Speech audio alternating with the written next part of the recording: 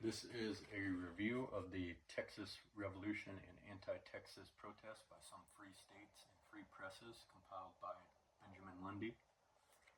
This is a short review, and a greater review will be given at a later time. This preview only covers some important facts and quotes of the protest. And let's see if I can zoom in. That is the front cover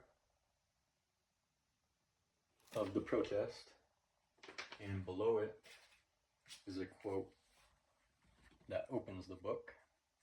It says, "Ruthless rapine, righteous hope defies. Ye serpents, ye generation of vipers, how can you escape the damnation of hell?" And quote number one is from Benjamin Lundy, the author. "But the prime cause and the real object of this war are not directly understood by a large portion of the honest, disinterested, and well-meaning citizens of the United States.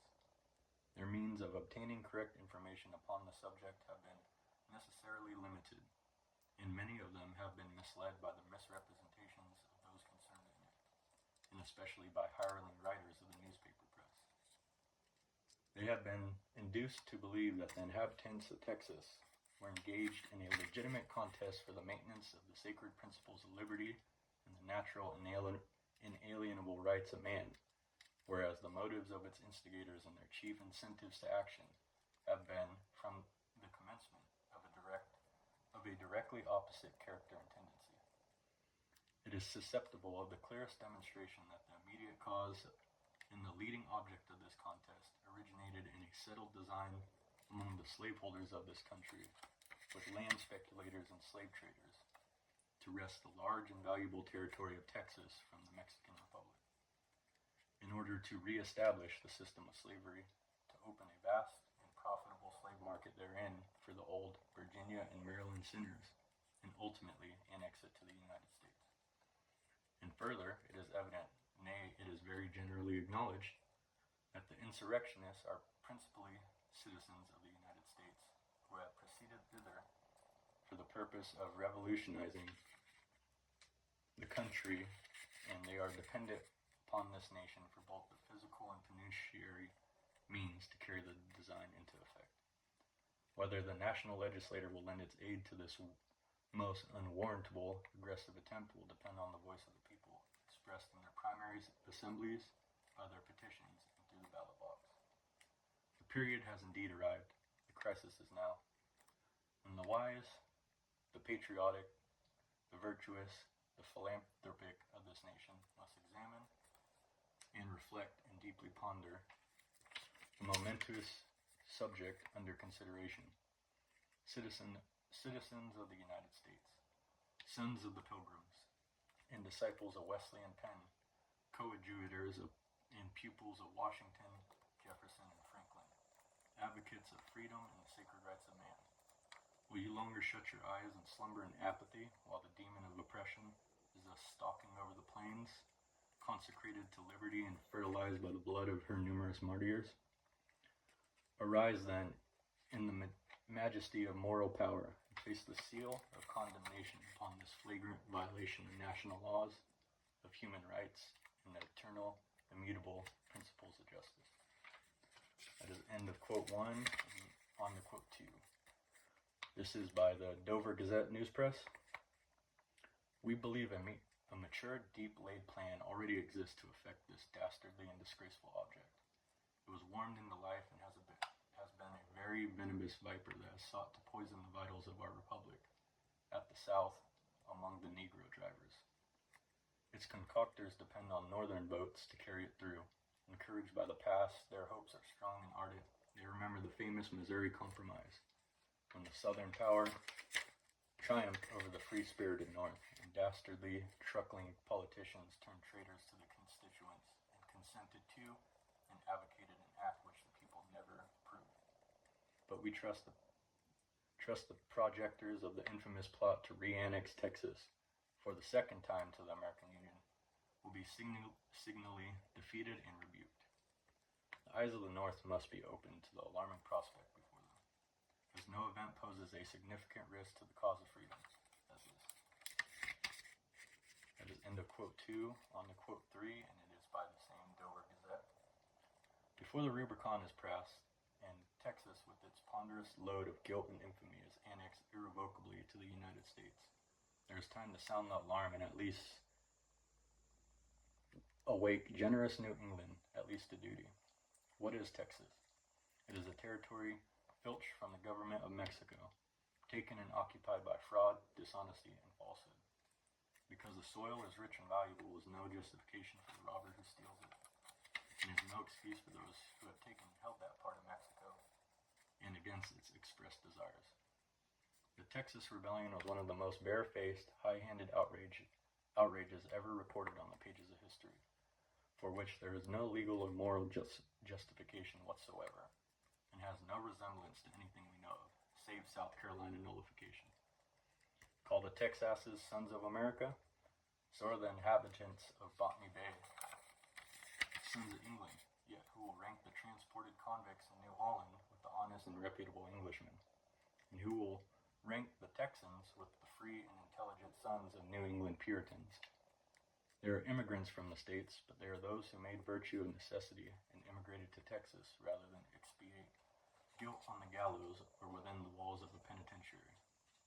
Horse thieves immigrated to Texas from the States in large numbers. So have murderers, burglars, incendiaries, bigamists, embezzlers, seducers, indeed all criminals who have had the luck or ingenuity to escape the hands of justice and have sought asylum in Texas, that home of the rogue and land of the slave. But their character is too well known to merit much description, and this must give way to more important discussion. When done, the deed is irrecoverable. Therefore, the project should be crushed now in Texas at all hazards. Union or no union should be kept out. Should be, must be kept out. End of number 3, on to number 4. And this is a quote from Daniel O'Connell, the Irish Lord Mayor of Dublin and author of The Liberator. Having been first to call the attention of the English people to the horrible prospects of increased inhumanity and accumulating crime, which the piratical society called the state of Texas holds out, I feel it is my bounden duty again to endeavor to arouse English sympathy to this interesting subject. It is necessary to awaken the best feelings of the British nation in order to prevent the mischiefs and miseries which must ensue from the establishment of another slaveholding state. For my former exertion I have had my reward. I have been, as usual, abused and vilified, and I intend, if possible, to earn more of the virulence and calumny of the friends of slavery. The necessity for further exertion is obvious and pressing. France has recognized these pirates. France, at whose name humanity has so often had cause to shudder, seems to be reckless of all principle and to calculate only on some paltry mercantile gain. France has given its barbaric sanction to the existence of a community fraught with so much crime and pregnant with so much misery to a large number of our fellow creatures. The Texians must conquer or abolish slavery, or else restore to Mexico the territory they usurped from that state by a submission to that republic. There is no alternative. Prompt steps are taken to counteract the efforts of the Texians. They will be easily stayed in their career of iniquity and sin. If they're allowed to swell into anything like national importance, it is scarcely possible to calculate the amount of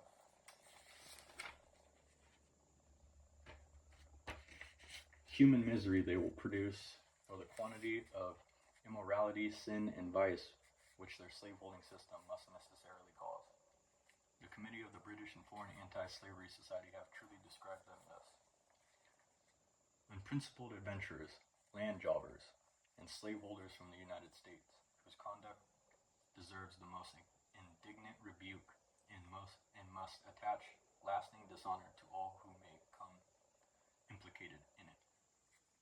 Next, let us see how Mr. Ward, the talented member of Sheffield, well acquainted with the subject, describes them. He, in his weekly chronicle, has told the British people this: Texas is now tenanted by the wildest and most lawless of races. The men who have been driven from the civilized portion of the United States for their crimes, and have even found Alabama and Missouri too hot for them, seek in Texas a more congenial atmosphere. There is a gang for you, to be cried up of the Anglo-Saxon breed. There is your Anglo-Saxon race for you, your civilizers of the world. Texas is just the place for them. I appeal to all Christians of all sects and persuasions to rally now for one great effort more to prevent the sin, the shame, the crime, the cruelty, the unpronounceable, the incalculable horrors of another slaveholding state. If a bridle can be put in the mouth of the barbaric Texians, it is the last degree improbable that any future attempt will be made at a similar organization. On to the next, number 5. This is from Falwell Buxton, English Member of Parliament. If the British government did not interfere to prevent the Texian territory from falling into the hands of the American slaveholders, in all probability a greater traffic in slaves would be carried on during the next 50 years than had ever before existed. The war at present being waged in Texas differed from any war which had ever been heard of. It was not a war for the extension of territory. It was not a war of aggression. It was not one undertaken for the advancement of national glory. It was a war which had for its sole object the obtaining of a market for slaves. Hear, hear. He would not say that the American government connived at the proceeding which had taken place, but it was notorious that the Texians had been supplied with munitions of war of all sorts by the slaveholders of the United States. Hear, hear. Number 6, and this is Joseph Sturge, member of the British and Foreign Anti-Slavery Society. General Santa Anna's real crime in the eyes of the American slave owner is his enforcing the abolition of slavery throughout the Mexican Republic, when they were looking to seize Texas as a market for their slaves. Yes, Santa Anna too well knew that there was no crime, however dreadful, that system of slavery did not tolerate and generate, and that a nation, however prosperous and wealthy, would fall into anarchy under its deadly influence. Here is number 7 from the Wilmington, Delaware Republican News Press. Annexation of Texas to the United States. This accursed project has been a favorite of the South for years past. It was cherished by Andrew Jackson, not frowned upon by Martin Van Buren, and is said to be a darling with John Tyler and some other garb. We have territory enough. We need no more, and to be saddled with Texas and its diabolical population would probably cause a dissolution of that union. We hope all patriotic and good men will lift their voices against such a ruinous measure.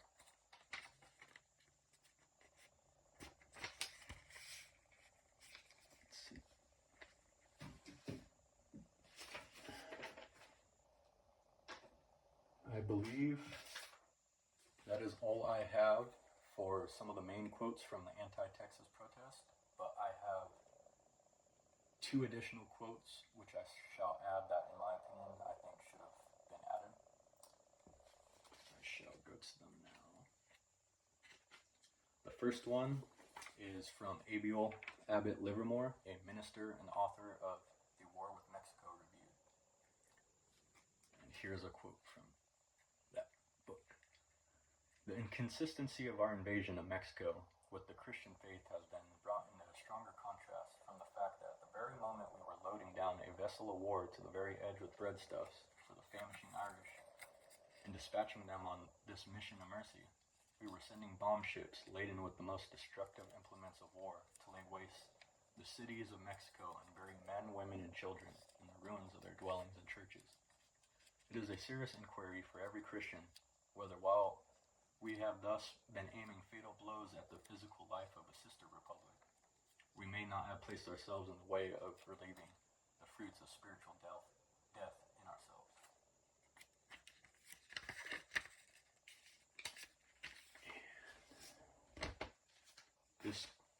That is the end of that quote, and I have another here from Lincoln in his spot resolution speech.